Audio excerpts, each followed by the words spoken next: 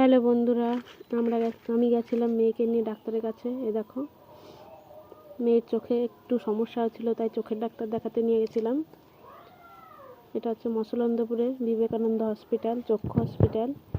দেখো পাশে কত সুন্দর পুকুর বাঁধানো, ঘাট বাঁধানো আছে, জলে অনেক মাছও আছে। আমার মেয়ে ওখানে দাঁড়িয়ে দাঁড়িয়ে দেখছিল,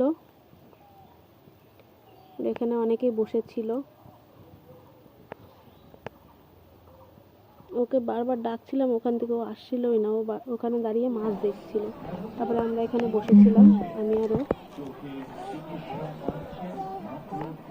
ঠিক আছে, কখনো আমাদের ডাকবে, ভেতর থেকে ডাকবে, তারপরে আমরা যাব ডাক্তার দেখাতে।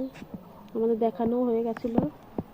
ওইটুকু ভিডিও আমি করতে পারিনি, কারণ ক্যামেরা ধরার লোক ছিল না। দেখানো হয়ে গেছিলো, আমি রাস্তায় দাঁড়িয়েছিলাম মেয়েকে নিয়ে। দেখো, আমার মেয়ে লজ্জা পাচ্ছিল। তারপরে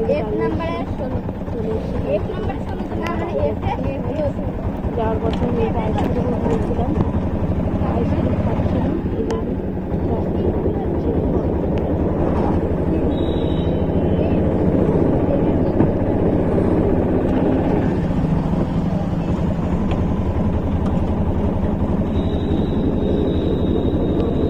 শেষ কর।